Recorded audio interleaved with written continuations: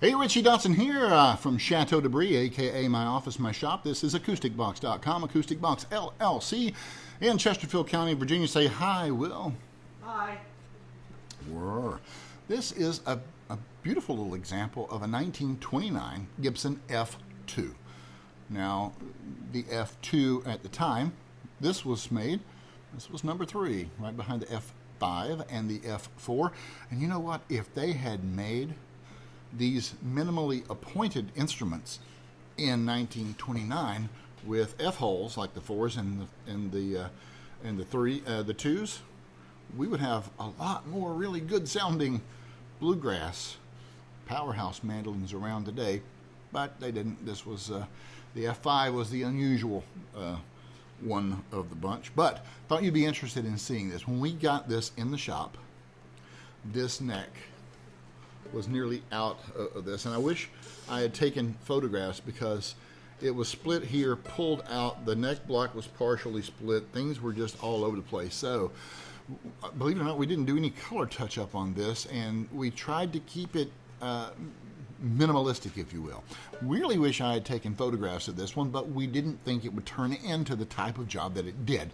And let me explain. This thing took a lot of hot hide glue once we got it all cleaned up and out, but at first that didn't work. This had been broke and laid open for a long time, probably in an attic or a basement or something really poor storage conditions. And even though it's an F2, and if you find one in good playable condition, currently you're somewhere north of $4,000. Really depends on who's asking, but we try to look at retail, not what John Q. Mandolin owner sometimes thinks they're worth, but it's all subjective in it.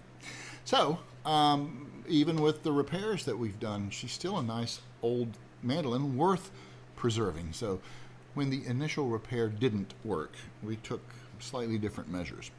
Cleaned it out again, yay, hot hide glue, and re-injected it with a hypodermic needle. It took, I don't know, 20 cc's went somewhere, and they didn't come out in the mandolin.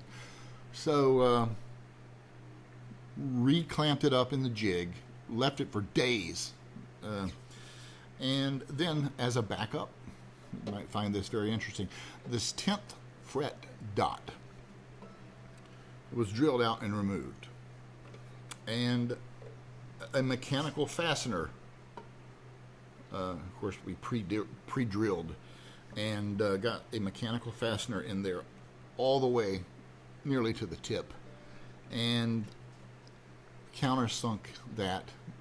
You do want to do the math when you're doing things like this, and reinstalled another dot the same size as that 10th fret. And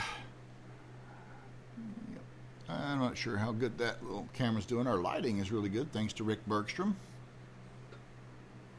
Thanks, Rick. So I thought I would share some of those things. And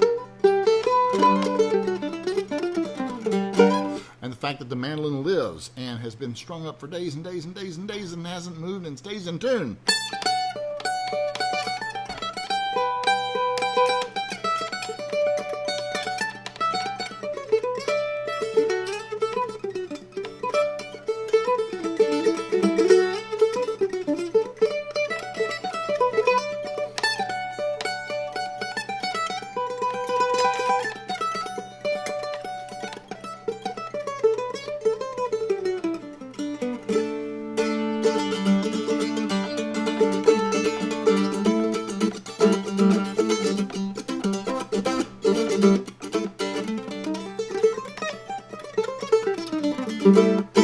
These do sound different than an F, but this thing has all its original pieces and parts, including the pick guard, the bridge, not the strings, but it's good to be able to bring one of these back from the grave almost. This was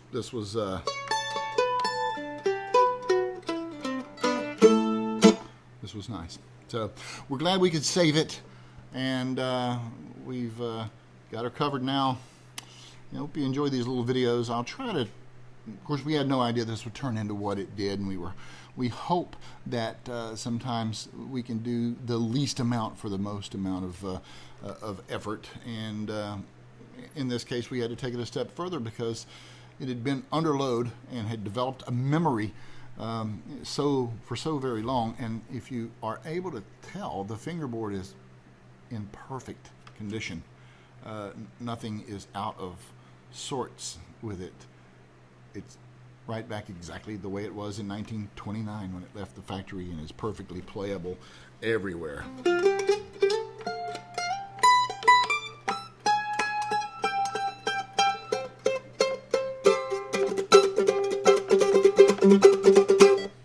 Enjoy. I hope you enjoyed. Thank you for watching.